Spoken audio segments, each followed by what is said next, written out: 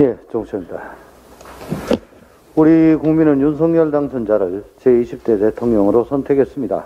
민주당은 대한민국과 국민을 위하여 당선자와 인수위가 제대로 일을 풀어가 주기를 진심으로 바라고 있습니다. 그런데 어제 윤석열 당선자는 당선 열흘 만에 그리고 인수위 출범 후 처음으로 기자회견을 가졌습니다. 국민들에게 처음으로 내놓은 국정 비전은 대통령 집무실 용산 이전입니다. 다들 아시다시피 대통령직 인수위원회는 정부의 조직, 기능과 예산을 파악하고 새 정부의 정책 기조를 설정하기 위한 준비를 하는 곳입니다. 또한 대통령 취임 행사와 국무총리 그리고 장관 후보자에 대한 검증이 주된 업무입니다. 다시 말해 새 정부의 조직과 예산, 정책 기조를 준비하는 조직입니다. 또한 대선 공약을 점검하여 실현 가능한 국정과제를 확정하는 기간이기도 합니다. 수많은 대선 공약 중 경중과 완급을 따져 임기 개시 첫날부터 어떤 사업을 추진할 것인지를 준비하는 기간이고 국정과제의 우선순위를 정하는 기간입니다. 벌써 임기 시작 전 60일 중 열흘을 보냈습니다. 하지만 윤석열 인수위가 열흘간 몰두한 유일한 것은 대통령 집무실 이전, 집무실 인테리어, 집무실 이사 비용입니다. 그리고 그 열흘간 윤석열 당선인과 인수위 핵심 관계자들이 던진 화두는 온통 이명박 전 대통령을 사면하자, 민정수석실을 폐지하려고 한다. 특별감찰관제를 도입하겠다. 여성가족부는 폐지하겠다. 검찰총장 스스로 사퇴해라. 공공기관 인사는 자제하라. 온통 이런 것들 뿐이었습니다. 과연 이런 것들이 국민들께서 먹고 사시는데 얼마나 중요하고 얼마나 시급한 것인가 묻고 싶습니다.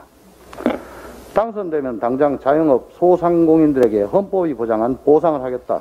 경제를 살리겠다. 민생을 챙기겠다. 과학 방역을 실시하겠다. 누구의 말입니까? 윤석열 당선인이 선거 때 한 얘기입니다.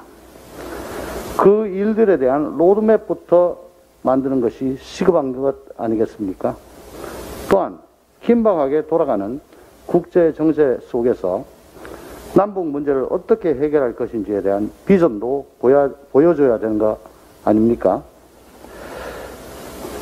우리 민주당은 당장 오늘 아침 정책위와 관련 상임위 간사단 연석회의를 열고 1가구 1주택 소유자면 누구나 주택 가격에 상관없이 재산세와 종부세 부담을 덜어드릴 수 있도록 2020년 공시가격을 활용하여 과세 표준을 산정하도록 의견을 모으고 그 결과를 정부 부처에 전달하였습니다.